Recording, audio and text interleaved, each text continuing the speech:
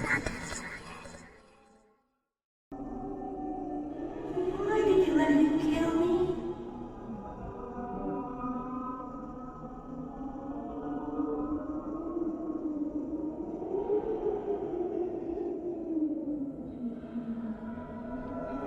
It was the clown.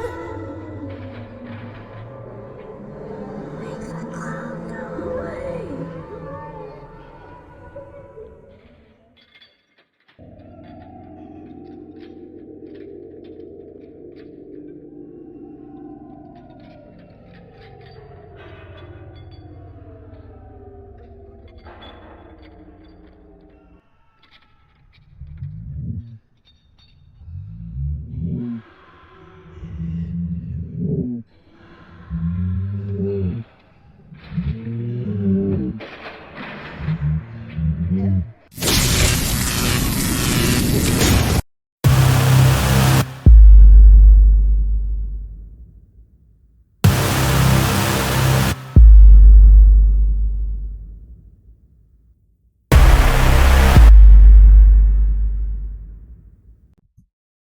Старый Логан Николаевича пах так, как пахнут все машины таксистов с 30-летним стажем.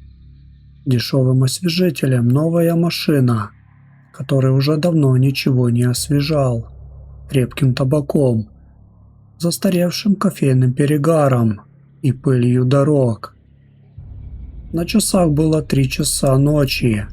За окном хлестал глухой осенний ливень, превращая федеральную трассу М5 в сплошное черное зеркало, по которому летели редкие фуры, обдавая машину грязными веерами брызг. Николаевичу было 58. Спина гудела, левое колено ныло в перемене погоды, а глаза слезились от бесконечных бликов встречных фар. Он обещал жене, что этот рейс в райцентр будет последним за смену. «Сдам заказ, заправлюсь и на боковую», – бормотал он себе под нос, щелкая тумблером старой магнитолы. Радио ловило только белый шум и редкие, пробивающиеся сквозь шипение обрывки заунывных эстрадных песен. Дорога назад шла через глухой лесной массив. Места здесь были безлюдные, сплошные болота, густой сосновый бор, да редкие заброшенные деревеньки в стороне от шоссе. «Ну и погода, черт ее дери!» – проворчал Николаич, всматриваясь в темноту. Фары ближнего света едва пробивали серую стену дождя. Внезапно на обочине, прямо у кромки леса, мелькнул силуэт. Такую темень и шторм нормальные люди дома сидят, но этот стоял неподвижно, подняв руку. На нем был длинный, потемневший от воды плащ с капюшоном, полностью закрывающим лицо. Николаевич не был трусом, да и лишняя копеечка на бензин никогда не помешала. Он плавно нажал на тормоз. Машина скользнула по мокрому асфальту и остановилась в десятке метров за пешеходом. Задняя дверь со скрипом отворилась, пустив в салон струю ледяного воздуха и густой приторный запах болотной гнили и прелых листьев. «До развилки подбросишь, шеф?» – раздался с заднего сиденья глухой, хриплый голос. Попутчик не снимал капюшона, уткнувшись подбородком в грудь. «До развилки 300 рублей», – деловито ответил Николаич, глядя в зеркало заднего вида. Но лица пассажира он так и не разглядел. Сплошная густая тень под тканью. «Идет, только в кафе сначала заверни. Тут на 142-м километре. Кофе куплю, замерз совсем». Николаич нахмурился. Он знал эту трассу как свои 5 пальцев.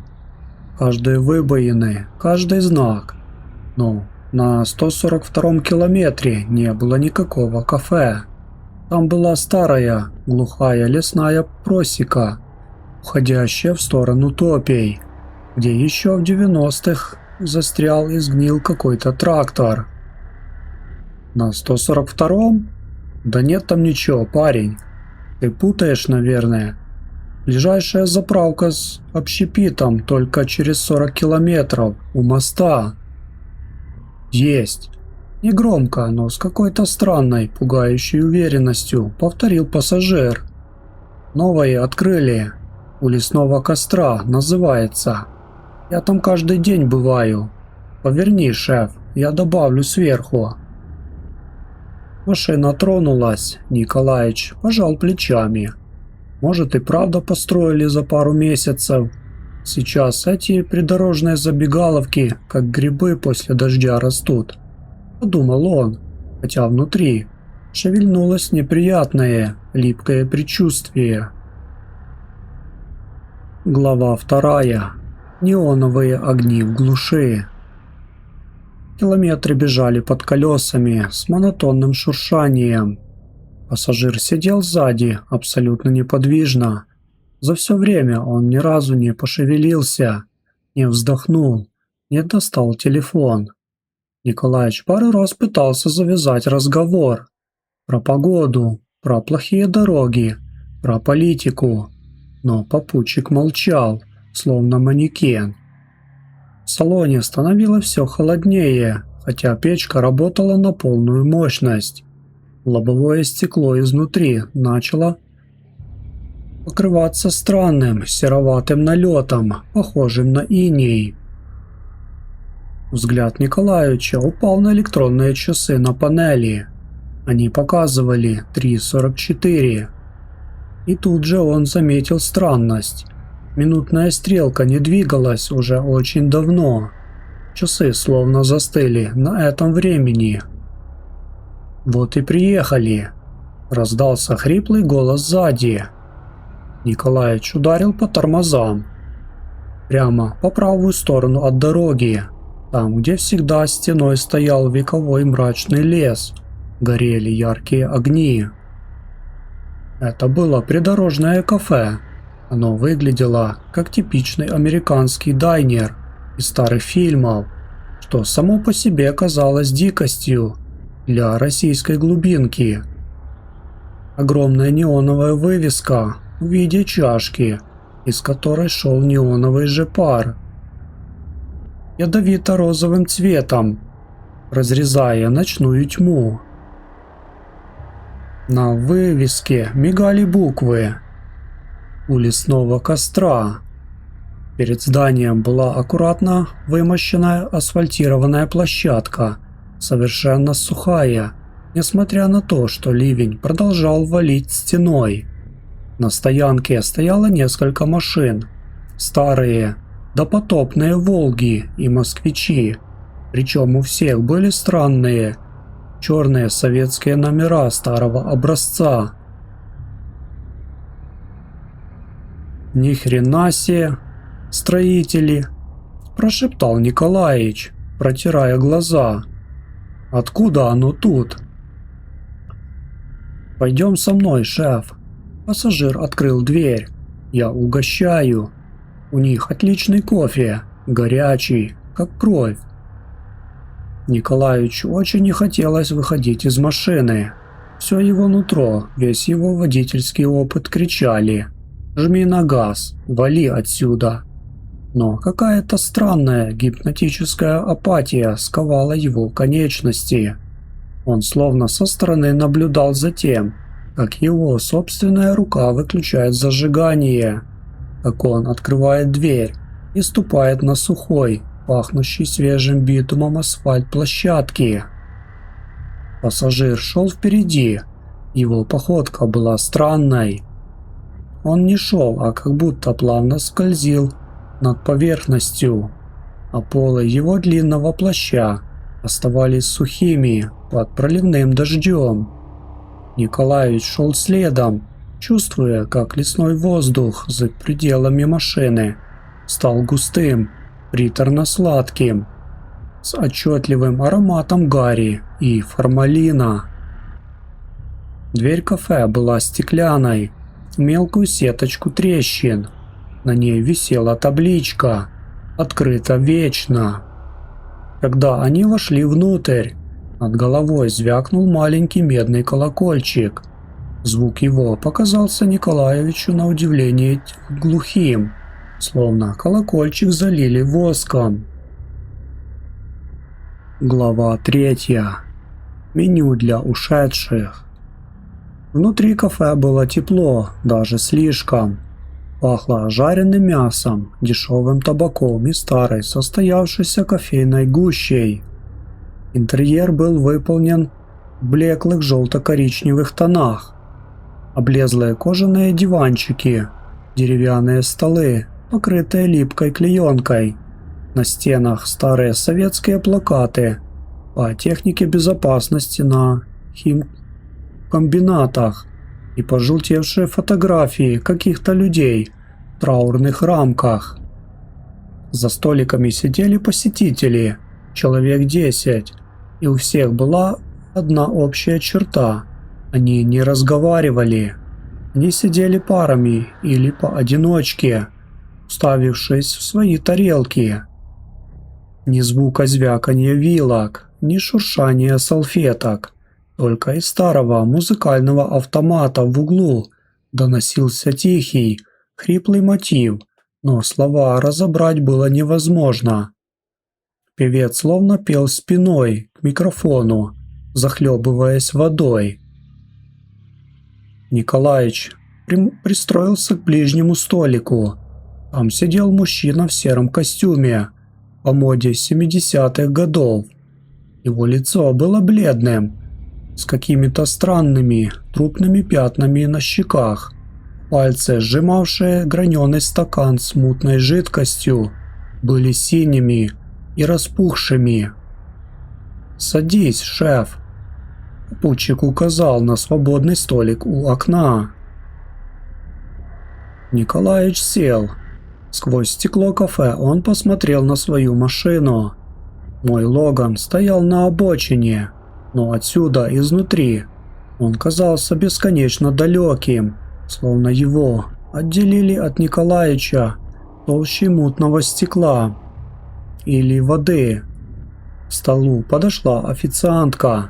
На ней был грязный белый передник поверх синего платья. Лицо женщины было густо накрашено, но из-под слоя пудры проглядывала сероватая пергаментная кожа. Глаза ее были абсолютно черными, без белков и зрачков, просто две блестящие, как мазут, впадины. «Что будете заказывать?» – спросила она. Ее голос звучал так, будто она говорила через подушку. «2 черных кофе», – ответил попутчик, наконец-то откинув капюшон. Николаич вздрогнул и вжался в спинку дивана.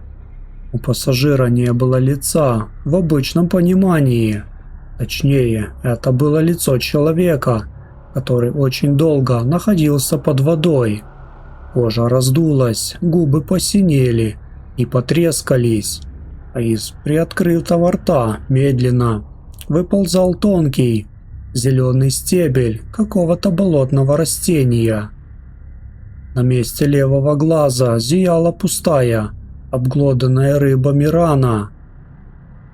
Но правый глаз, мутный, подернутый белесой пленкой, смотрел на Николаевича с жуткой, голодной осмысленностью. «Ты кто?» Заикаясь, выдавил из себя старый таксист. «Я? Колька я, Савельев», – тихо ответил попутчик. «Не узнал, Николаич? Ты же меня в 95-м от этого самого места до города вез. Тоже ночью, тоже в ливень». У Николаича перехватило дыхание. В памяти, как вспышка молнии, всплыло воспоминание 30-летней давности. 95-й год. Он молодой и Дерзкий парень на новенькой девятке. Подобрал ночью на трассе пьяного паренька. Тот всю дорогу буянил, хвастаясь деньгами. А потом прямо на ходу схватился за руль. Машина едва не вылетела в кювет. Николаевич разозлился, остановился, вышвырнул парня из салона прямо в грязь у той самой просеки и уехал. А через неделю парня нашли в болоте. Утонул. «Колька?» – прошептал Николаевич, чувствуя, как сердце начинает бешено сбоить, пропускать удары. «Но ты же умер тогда!» «Все мы тут умерли, Николаевич».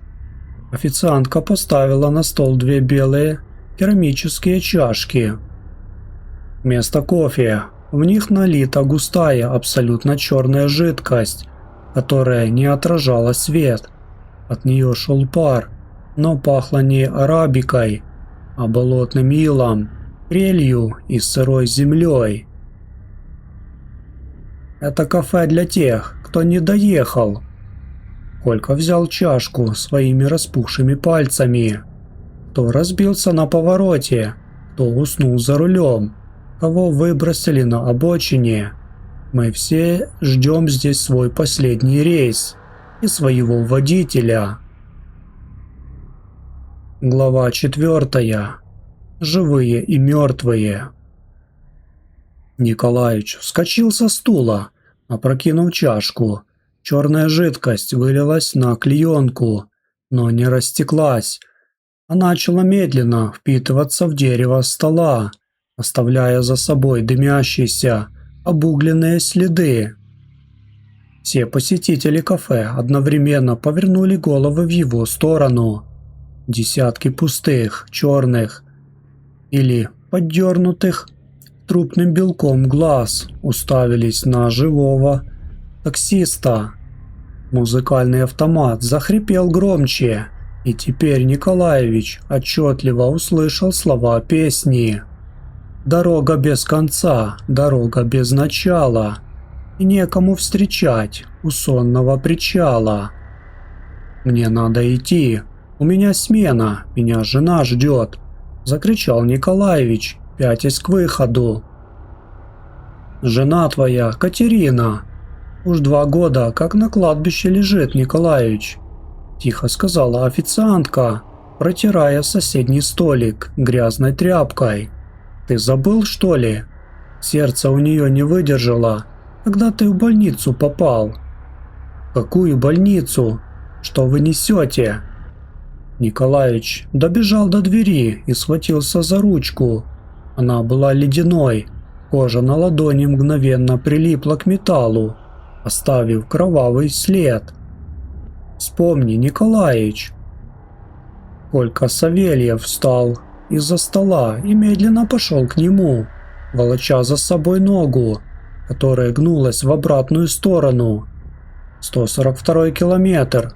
Полчаса назад ты заснул. Глаза закрылись всего на секунду.